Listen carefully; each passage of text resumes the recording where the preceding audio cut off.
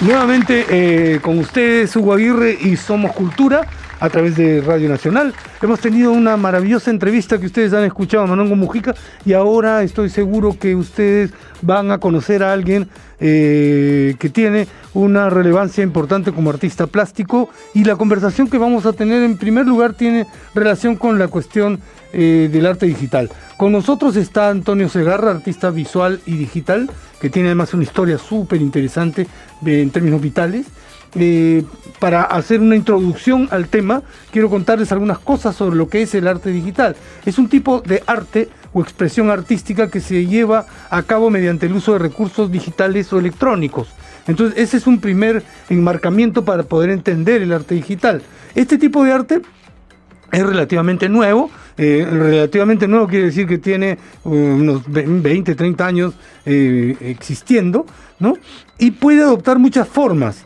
Precisamente algunos tienen la etiqueta de neoarte, pintura digital, arte generativo, y ahora con el tema de la inteligencia artificial probablemente también tenga una etiqueta nueva. Entonces, hoy día el arte digital se encuentra obviamente en pleno desarrollo, y quienes tienen, por ejemplo, los críticos, le prestan atención a su evolución y están siempre calibrando y viendo cómo están funcionando las nuevas técnicas y tecnologías con relación a eso. Entonces ahora vamos a conversar con Antonio. Bienvenido, muchísimas gracias por estar con nosotros. Tú estudiaste medicina, tu papá era cirujano plástico, se estaba esperando que vaya por ese camino y de repente apareció el arte digital. Sí, bueno, el arte siempre ha estado presente desde niño, una cosa que nos cultivó mi padre, ¿no? Pero la formación de mi padre fue hacia la medicina, sí, a todos los hermanos. ¿Y tú? También. Cuenta un poco eso, porque la formación en medicina, me imagino, tiene para ti un valor importante en el desarrollo de tu trabajo artístico. Hasta ahora sí, marca sobre todo el tema de la investigación. Eso me desarrolló mucho, ¿no? Cuando yo hago mis obras actualmente, investigo profundamente qué es lo que me dejó la carrera de medicina, ¿no? Y en el arte digital, lo que yo veo es que hay, en este momento de tu proceso creativo, una aproximación al rostro humano, sí, a la figura humana. Claro, ahí yo creo que sobresale la parte de la formación médica, ¿no? Los recuerdos de la infancia, porque mi padre me llevaba al Hospital Belén de Trujillo, él era jefe de la unidad de quemados, y veía personas quemadas, ¿no? Entonces eso me marcó mucho, ¿no? Y el trabajo actualmente tiene mucho de eso. Sí, acabo de revisar junto con Freddy algunos de tus trabajos, ahí está precisamente esta obra. De Durero, es Alberto Durero, y se llama El Apocalipsis de Durero. Esa fue una obra que hice en la pandemia, en plena pandemia, ¿no? Y tiene todo el dolor y el sufrimiento de ese momento, ¿no? Ahora, he visto también algunas de tus obras que son el rostro identificable, pero cuando se amplía la imagen, esta tiene como una especie de tejido simbólico en el rostro. Entonces, es como si tus personajes tuvieran unos tatuajes que tienen otra significación. Sí, exacto. Cuéntanos. Siempre profundizo. Mira, Edith Piaf. Sí, es el Edith Piaf mi rostro me gusta el formato grande porque me gusta justamente llegar a esos detalles de cuando te acercas, ves cosas que no lo ves cuando estás de lejos, ¿no? Entonces vas descubriendo el personaje. Me gusta mucho la textura para darle una imagen como de decadencia, porque eso es lo que reflejo mi sociedad actualmente, ¿no? Nuestro país, y más allá de nuestro país, el mundo está tan extraño, y a mí en mi interior me hace sentir como un miedo, y creo que eso es lo que aflora cuando el acercamiento vemos esa decadencia en la piel, ¿no?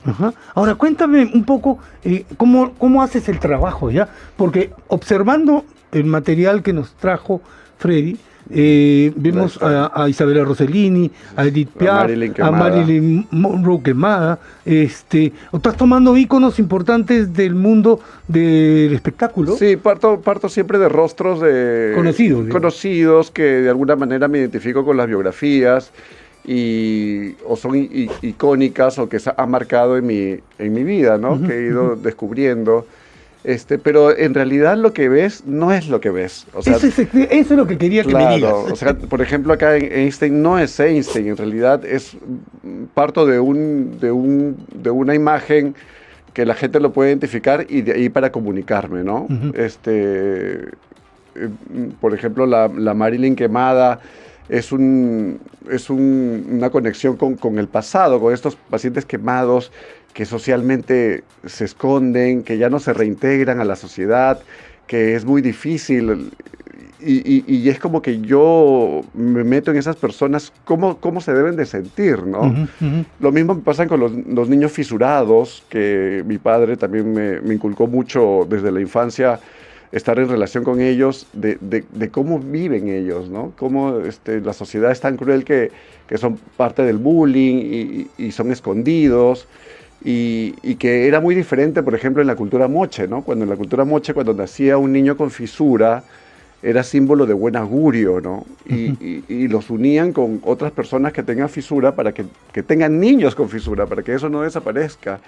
Y es muy distinto ahora, ¿no? Entonces... Es que en determinado momento eso se estigmatizó como un problema genético. Sí. Lo que tú mencionas a propósito de la cultura ancestral nuestra tiene que ver con una cosmogonía distinta, ¿no es cierto? Y tú juntas las dos cosas. Sí. Bueno, ese es un poco de ser empático, ¿no? Con lo que pueda sentir otra persona que está pasando un padecimiento, ¿no? Ahora, el gran formato de lo que tú presentas y la forma en la que procedes es algo que nos interesa conocer. ¿Tú usas pinceles? No, todo mi trabajo es digital. Yo lo que hago es como una especie de collage digital. Entonces yo, a través de la experiencia de muchos años, trato de imitar las texturas de lo que dejan los pinceles, ¿no? Entonces por eso la gente cuando ve la obra piensa que es una pintura, pero en realidad no lo es. Yo lo que imito cosas, ¿no? A través del mouse o en cosas muy precisas uso algunos pinceles y tengo una tablet, ¿no? Pero uso diversos aplicativos, herramientas y todo eso lo uno, ¿no? Es un proceso que toma tiempo. Mucho tiempo, claro que sí. Y sobre todo mucha conexión con el interior, conmigo mismo, ¿no? Una cosa es la técnica y otra es el contenido, ¿no? Claro. Ahora, ahí justamente entre la obra final, el proceso creativo, la tecnología que utilizas, hay un elemento importante del que quisiera que conversemos también, que es el tema del diseño gráfico, ¿no? Esto es arte, definitivamente. Yo lo veo y que invoca lo fotográfico, trabaja una composición, hay una serie de texturas. Me parece bien interesante en alguna de estas imágenes cómo esas texturas sobre los rostros dan la impresión de que fueran velos de personas que van a misa, digamos. Claro, esta por ejemplo es Blanca Varela y está con un manto chancay, ¿no? Y hice una serie de literatos peruanos con manto chancay para la Feria del Libro el año pasado. ¿La feria en Trujillo o acá? Acá en Lima. Ah, perfecto. Sí. Entonces, fusioné un poco más el tema de la cultura peruana, ¿no? Y bueno, eso es mi Ahora, ¿qué en este momento tu proyecto en qué proceso va? Me gustaría mucho que cuentes si estás o sigues por esa ruta. Mira, estás explorando otras cosas. Lo digital para mí es mi mundo, ¿no? Hay gente que me dice, ¿por qué no intervienes sobre el lienzo? Porque yo imprimo sobre el lienzo, intervenir a mano, ¿no? Lo he intentado, pero no es lo mío. Entonces, Perú es muy conservador, sobre todo en las técnicas, ¿no? Y en el contenido, porque pensamos que lo que tenemos que aportar como artistas es una temática peruana, costumbrista, ¿no? Pero lo mío es un tema universal, ¿no? Eso es lo que iba a decirte, no hay manera de discutir con tu trabajo porque precisamente tiene esa impronta universal que puede en cualquier lugar convertirse en algo atractivo. Exacto. Y ahora que acabo de llegar de París, cuenta un poco esa experiencia, por favor. Una experiencia alucinante para mí, ¿no? Personalmente, profesionalmente, la más grande que he tenido hasta ahora, porque justamente me da seguridad en que mi técnica y mi trabajo está funcionando bien. Eso es, ¿no? ¿no? Porque los japoneses y los franceses fueron los que más arte digital presentaron. Y bueno, también hay un experimento de ellos de imprimir en formatos o en materiales muy raros o distintos, pero en temas generales mi trabajo está al nivel, ¿no? Entonces, lo que yo quiero ahora explorar en el futuro es hacia los europeos, ¿no? Es viajar más allá. En octubre regreso para el Salón de otoño y bueno. ¿Regresas a París? A París, para el Salón de Otoño. Sí, el Salón de Otoño es en octubre, ¿no? ¿Y qué vas a llevar? No sé, todavía estoy en eso, ¿no? Pero me entusiasma porque me sentía ya como que este es mi espacio, ¿me entiendes? Me sentí como que hay gente que me entiende, que hacemos lo mismo y bueno, me sentí feliz, ¿no? Ahora, tecnológicamente hablando, ¿aquí tienes todo lo que necesitas para trabajar? No, ¿O has visto allá algo que vas a traer? Sí, no, hay materiales fuera que no tenemos Por ejemplo, acceso, ¿no? Cuéntanos. Cuéntanos. Hay un montón de materiales, hay plásticos, hay micas, hay las pantallas inclusive mismas, ¿no? La calidad de las pantallas, la resolución, y bueno, en eso es algo que yo quisiera llevar en el futuro, que mis personajes ya tengan una humanidad, un movimiento, ¿no?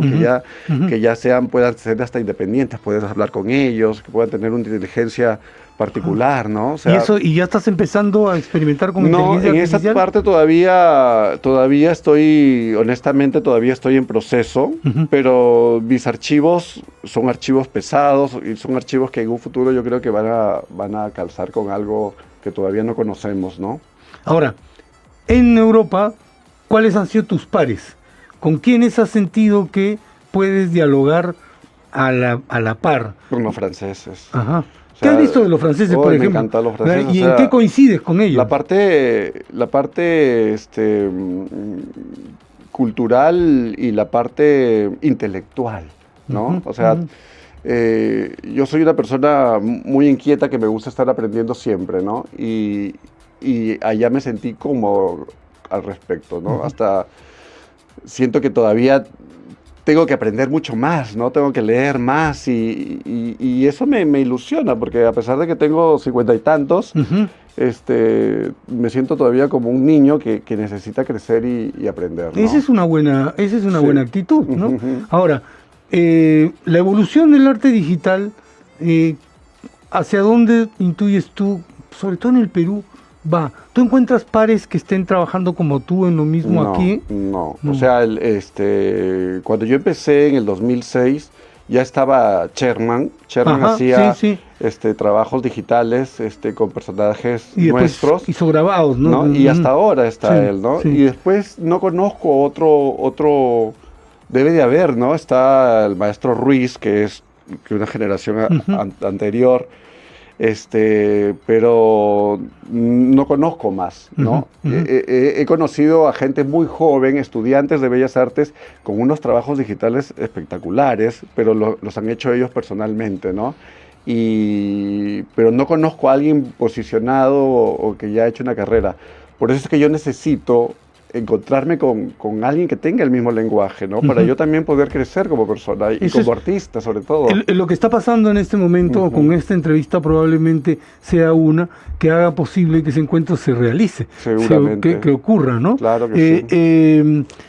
La propuesta que tú llevaste a París te ha permitido cotejar tu trabajo y contrastarlo con otros. Sí.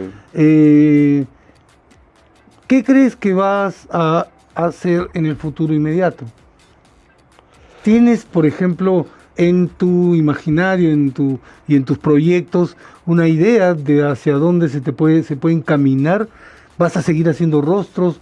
¿Esos rostros ahora ya no van a ser artistas extranjeros importantes? Bueno, los rostros han ido creciendo en los últimos años, ¿no? De la pandemia para acá he ido haciendo rostros, por ejemplo, de Rembrandt, de Goya, de personajes de la pintura. Durero, como vimos. Durero, ¿no?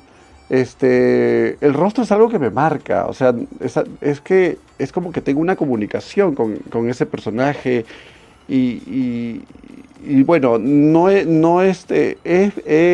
mentalmente he pensado en hacer otras cosas. Por ejemplo, la ilustración geométrica me gusta mucho, ¿no? Pero siempre aparece el rostro, ¿no? Y bueno, hay un maestro, Alegría en Trujillo, que siempre me reta a que me vaya por los cuerpos, ¿no?